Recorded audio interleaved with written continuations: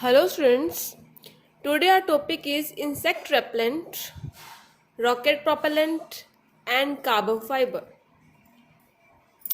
Firstly, we will discuss about insect repellents. What is insect repellent? An insect repellent is a substance applied to skin clothing or other surfaces which discourage insect from landing and climbing on that surface. Means insect repellent means कि ये एक substance है जो apply होता है clothes पे और other surfaces पे. क्लियर? ये एक सब्सटेंस है जो अप्लाई होता है क्लोथ्स पे और अदर सरफेसेस पे, जो क्या करता है, डिस्करेज करता है इंसेक्ट को लैंड करने के लिए और क्लाइंब करने के लिए on that surface. Clear? Next is pheromones and sex attractants. What is pheromones and what is sex attractants? First, what is pheromones? Insects communicate with each other and with their environment by means of organic chemicals secreted in very minute amount. These substances are called pheromones. Means जो pheromones और sex attract करने वाले जो insect होते हैं वो communicate करते हैं एक दूसरे के साथ और इन्वायरमेंट के साथ. क्लियर? मीन्स फिरोमोन्स और सेक्स अट्रैक्ट करने वाले जो इंसेक्ट होते हैं वो कम्युनिकेट करते हैं एक दूसरे के साथ और इन्वायरमेंट के साथ. किसके through? Bye means of organic chemicals. किसके थ्रू? ऑर्गेनिक केमिकल्स के थ्रू करते हैं. Secrete in very minute amount, और जो ये केमिकल सिक्रीट करते हैं वो बहुत ही कम अमाउंट में सिक्रीट करते हैं और इन सब्सटेंस को हम बोलते हैं फिरोमोन्स. क्लियर? मीन्स जो इंसेक्ट है वो कम्युनिकेट करते हैं एक दूसरे के साथ और इन्वायरमेंट के साथ. कौन से इंसेक्ट? जो फिरोमोन्स और सेक्स अट्रैक्ट करने वाले इंसेक्ट होते हैं वो इंसेक्ट. ये कम्युनिकेट करते हैं एक दूसरे के साथ और इन्वायरमेंट के साथ. किसके थ्रू? ऑर्गेनिक केमिकल्स के थ्रू. और वो भी सिक्रीट करते हैं बहुत कम अमाउंट में सब्सटेंस. उन सब्सटेंस को बोलते हैं pheromones. Clear? Then thus a chemical substance secreted by one individual of a species that bring forth a response to another individual of the same species is called pheromone. means जो chemical substance secrete होता है one individual of one species, मतलब कि एक individual, मतलब एक ही प्रजाति के एक ही इंडिविजुअल से जो केमिकल सब्सटेंस सिक्रीट होते हैं, मतलब जो केमिकल सब्सटेंस एक ही स्पीशीज के एक इंडिविजुअल को मिला है वो रिस्पॉन्स प्रोवाइड करवाता है उसी जाति के दूसरे इंडिविजुअल को. Clear? Of the same species, मतलब कि सेम स्पीशीज के इंडिविजुअल को, मतलब दूसरे इंडिविजुअल को वो रिस्पॉन्स प्रोवाइड करवाता है, उसे बोलते हैं फिरोमोन. तो दोनों में डिफरेंस क्लियर हो गया, pheromones and what is pheromone. Clear? Then insect pheromones are generally classified by the response they elicit. They are of two types, alarm pheromones and second is sex attractant. Alarm pheromones which spread alarm, जो क्या फैलाता है? Alarm फैलाता है. Next is sex attractant which have the different sexes of the same species to find one another. ये क्या करता है? ये हेल्प करता है different sexes of the same species, मतलब एक ही स्पीशीज के डिफरेंट सेक्सेस को एक दूसरे को फाइंड करने में हेल्प करता है. क्लियर? देन एग्जाम्पल इसमें लेते हैं हम. Pheromone secrete by one bee help alert other bee to location of a food source. Means कि एग्जाम्पल में हम इसको एग्जाम्पल के थ्रू क्लियर कर सकते हैं कि जो एक बी के द्वारा जो फिरोमोन सिक्रीट हुआ है वो हेल्प करता है बाकी बीज को कि वो फूड सोर्स को, मीन्स कि उनको अलर्ट करता है बाकी बीज को to location of a food source, ताकि वो उस लोकेशन पे पहुंच सके, किसकी? फूड सोर्स की लोकेशन पे. क्लियर? मतलब जो एक बी के थ्रू फिरोमोन सिक्रीट हुआ है वो हेल्प करता है और उनको अलर्ट करता है बाकी बीज को to location of a food source, ताकि वो उस लोकेशन पे पहुंच सके, किसकी? फूड सोर्स की. क्लियर? इंसेक्ट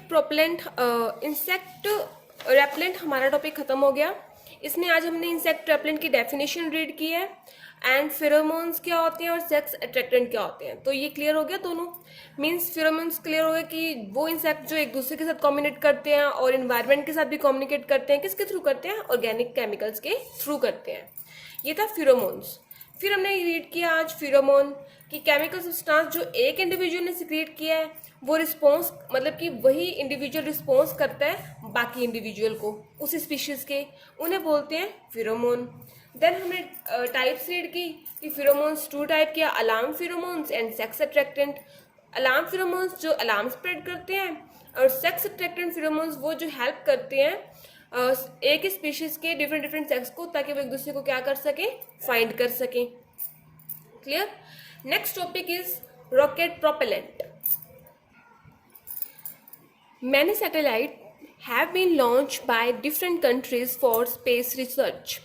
मीन्स मैंने सैटेलाइट जो वो लॉन्च किए हैं डिफरेंट डिफरेंट कंट्री ने, किसके लिए, स्पेस रिसर्च के लिए। First what is propellant. Propellant एक मटेरियल है। Clear. Then India launch the first successful satellite vehicle. India ने लॉन्च किया था फर्स्ट सक्सेसफुल सैटेलाइट व्हीकल जिसका नेम था SLV-3। Then these use chemical substance which on ignition provide thrust for the rocket to move forward. These substance are called rocket propellant. Means अब rocket propellant है क्या, ये एक तरह के chemical substance है। Clear? These use chemical substance, ये chemical substance use करते हैं जो इग्निशन पर रॉकेट को आगे मूव, मतलब आगे फॉरवर्ड करने में हेल्प करता है। ये जो मटेरियल होता है ना रॉकेट प्रोपेलेंट, ये केमिकल सब्सटेंस यूज करके इग्निशन पर रॉकेट को आगे मूव फॉरवर्ड करने में हेल्प करता है। उन सब्सटेंस को बोलते हैं रॉकेट प्रोपेलेंट। क्लियर। उन केमिकल सब्सटेंस को बोलते हैं रॉकेट प्रोपेलेंट। क्लियर। मतलब इनका यूज करके, रॉकेट प्रोपेलेंट का यूज करके हम रॉकेट को आगे मूव करने में हेल्प करवाते हैं ये। क्लियर। तो ये एक तरह का केमिकल सब्सटेंस है। Then properties of a rocket propellant. First property is rocket propellant are in both solid and liquid state. जो रॉकेट प्रोपेलेंट होते हैं वो दोनों ही स्टेट में प्रेजेंट होते हैं, सॉलिड स्टेट में भी और लिक्विड स्टेट में भी। Clear. Second point is these have a combination of an oxidizer and fuel. Means ये जो इनके अंदर कॉम्बिनेशन होता है ऑक्सीडाइजर का और फ्यूल का। Clear. Third point is the chemical combination should be very fast. Means इनमें केमिकल कॉम्बिनेशन फास्ट होना चाहिए। ये थी properties of rocket propellant. So clear, 3 properties of a rocket propellant. First कि ये दोनों स्टेट में प्रेजेंट होता है, सॉलिड एंड लिक्विड। सेकेंड, इनमें मतलब कॉम्बिनेशन होता है ऑक्सीडाइजर का एंड फ्यूल का। एंड थर्ड, इनमें जो केमिकल कॉम्बिनेशन हो वो फास्ट, बहुत ज़्यादा फास्ट होना चाहिए। Then next is types of rocket propellant. Rocket propellants are of 3 types. First is solid propellant, second is liquid propellant and third is hybrid propellant. आपके syllabus में सिर्फ सॉलिड प्रोपेलेंट के बारे में डिस्कस किया गया और लिक्विड प्रोपेलेंट के बारे में डिस्कस किया गया। हाइब्रिड प्रोपेलेंट आपके सिलेबस में नहीं है। तो हम 1 by 1 डिस्कस करते हैं। What is solid propellant. The solid propellant are mixture of solid fuel and solid oxidizer. जो सॉलिड प्रोपेलेंट है वो मिक्सचर है किसके, सॉलिड फ्यूल्स के और सॉलिड ऑक्सीडाइजर की। क्योंकि इसमें वर्ड सॉलिड यूज किया गया है तो इसमें सॉलिड फ्यूल और सॉलिड ऑक्सीडाइजर का मिक्सचर है। क्लियर। सॉलिड प्रोपेलेंट को हमने आगे डिवाइड कर दिया 2 क्लास में। First is composite propellant, second is double base propellant. Then 1 by 1 discuss what is composite and what is double base propellant. First is composite propellant. These are solid propellant. First of all ये तो आपको पता ही है कि जो composite propellant है वो है क्या, solid propellant. Propellant means material, मतलब जो ये composite material है वो है क्या, एक solid material which use polymeric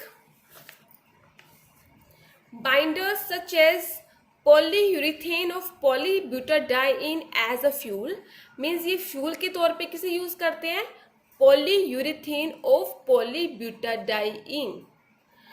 and solid oxidizer के तौर पे ये किसे यूज करते हैं, nitrate and chlorate. Clear. Next is double base propellant. These are solid propellant which are mainly formed by nitroglycerin and nitrocellulose। ये भी एक तरह के सॉलिड प्रोपेलेंट है, सॉलिड मटेरियल है, जो मेनली कहाँ से फॉर्म होते हैं, by nitroglycerine and nitrocellulose. Clear, कि जो ये वाले मटेरियल है ये कहाँ से फॉर्म होते हैं, नाइट्रोग्लिसरीन एंड नाइट्रोसेलुलोज। ये था हमारा solid propellant. Next is liquid propellant. Liquid propellant, these consist of an oxidizer such as liquid oxygen, nitric acid and a fuel such as kerosene, alcohol etc.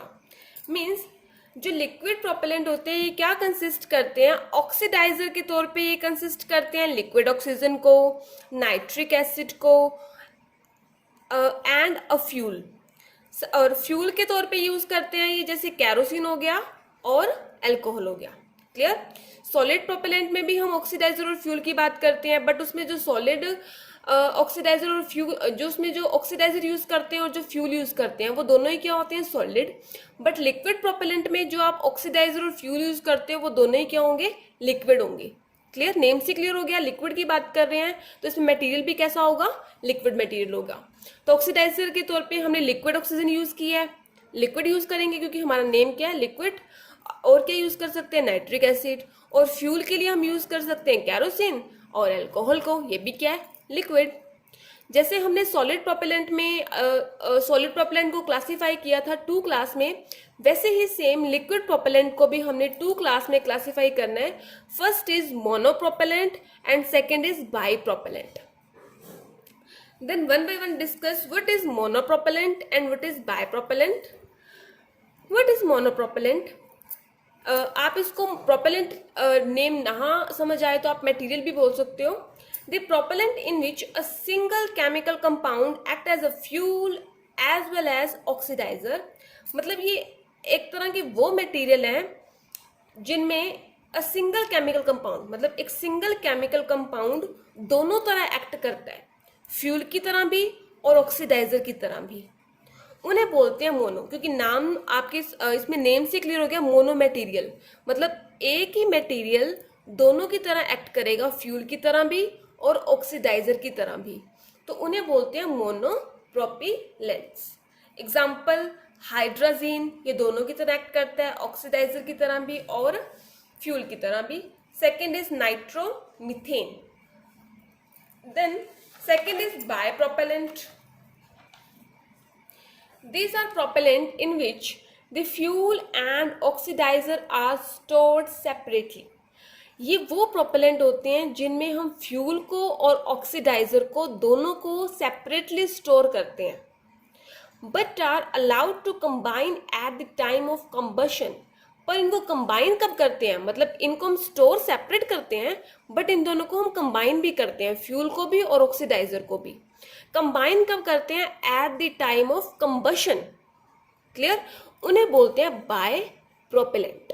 Example इसमें आप किसके लोगे, kerosene. Kerosene में जो आप ऑक्सीडाइजर ऐड कर रहे हो और जो फ्यूल ऐड कर रहे हो, उन दोनों को आपने स्टोर कहाँ किया है, उन दोनों को आपने स्टोर किया है सेपरेटली, बट कंबशन के टाइम पे आप इन दोनों को कंबाइन कर देते हो तो वो क्या बन जाता है, कैरोसिन।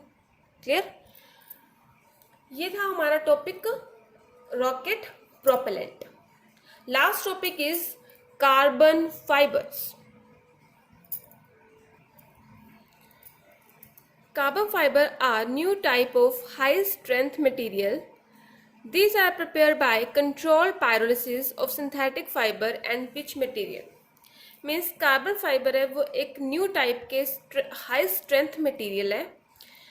इनको हम prepare कैसे करते हैं, These are prepared by controlled pyrolysis of, means इसमें हम synthetic fiber को, pitch materials को और dimer को pyrolysis करके प्रिपेयर करते हैं।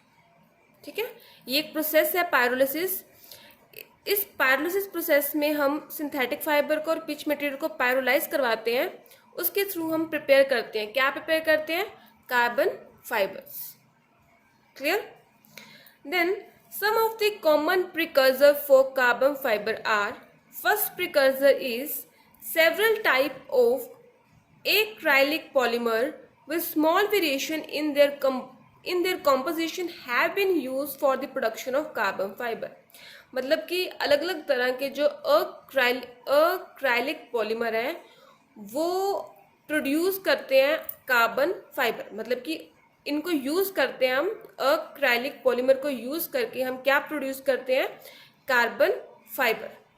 बस जो भी आप डिफरेंट डिफरेंट तरह के अक्राइलिक पॉलीमर ले रहे हो उनमें बस उनकी कॉम्पोजिशन में स्मॉल वेरिएशन है, मतलब कि छोटी छोटी वेरिएशन है उनकी कॉम्पोजिशन, मतलब उनकी अमाउंट में स्मॉल वेरिएशन है, और इन्हें आप यूज़ करते हो production of carbon fibre produce करवाने के लिए।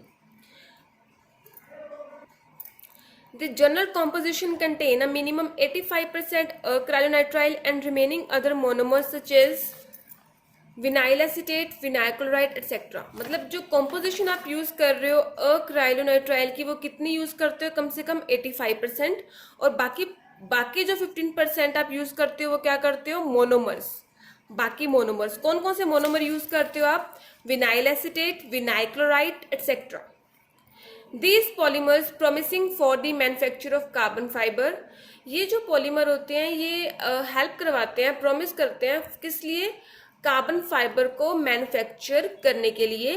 क्यों? क्योंकि इनकी जो ओरिएंटेशन होती है वो बहुत ज़्यादा होती है, इनका जो मेल्टिंग पॉइंट होता है वो भी बहुत ज़्यादा होता है, इनका जो बॉइलिंग पॉइंट होता है वो भी बहुत ज़्यादा होता है, और ये लार्ज यील्ड में हमें कार्बन फाइबर प्रोवाइड करवाते हैं। ये जो पॉलीमर है विनाइल एसीटेट और विनाइल क्लोराइड, ये हमें लार्ज यील्ड में कार्बन फाइबर प्रोवाइड करवाते हैं। Clear? Second point is cellulose. Cellulose is the second most important raw material for large scale production of carbon fibre.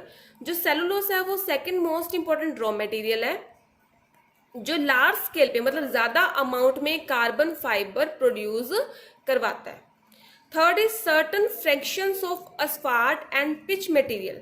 मतलब कि जो अस्फाल्ट और पिच मटेरियल है, मीन्स कि जो अस्फाल्ट और पिच मटेरियल के कुछ मतलब सर्टन फ्रैक्शन, मतलब कुछ अंश भी हैं जो कन्वर्ट हो जाते हैं किसमें, कार्बन फाइबर में। Clear? Fourth point is carbon fibre have also been obtain from aromatic polymer. जो कार्बन फाइबर है वो और कहाँ से ऑब्टेन होते हैं, एरोमेटिक पॉलीमर से भी ऑब्टेन होते हैं। कौन कौन से एरोमेटिक पॉलीमर से ऑब्टेन होते हैं, जैसे कि phenolic polymer, polyacryl ether etcetera. Clear? Fifth point is they have also been prepare from certain coal extract. इनको हम और कहाँ से प्रिपेयर कर सकते हैं, कुछ कोल एक्सट्रैक्ट से भी हम इनको प्रिपेयर कर सकते हैं। किनको, कार्बन फाइबर्स को। क्लियर? तो अभी जो हमने पॉइंट रीड किए हैं इसमें हमने ये रीड किया है कि हम कार्बन फाइबर को कहाँ कहाँ से प्रोड्यूस करवा सकते हैं। Clear? Next topic is application of carbon fibre. First point is, first application क्या है कार्बन फाइबर की, the carbon fibre have application in high technology sector. मतलब जो कार्बन फाइबर की एप्लीकेशन है वो कहाँ पे है, हाई टेक्नोलॉजी सेक्टर में है, which include aerospace and nuclear engineering. मतलब इन सेक्टर में कार्बन फाइबर की एप्लीकेशन है। Second point is these are use in, carbon fibre को हम और कहाँ पे यूज करते हैं, स्पोर्ट आर्टिकल्स जैसे कि golf club, shafts, fishing rods, ski poles, cricket bats, tennis and racing cars. ये थी हमारी application of carbon fibres. Then last topic is structure of carbon fibre. ये जो स्ट्रक्चर मैंने यहाँ पे बनाई है ये स्ट्रक्चर किसकी है, कार्बन फाइबर की। तो आज हमारा ये चैप्टर कंप्लीट हो गया है, केमिस्ट्री इन एवरीडे लाइफ। ये जो आज हमारा था वो लास्ट टॉपिक था, rocket propellant, carbon fibre and insect repellent.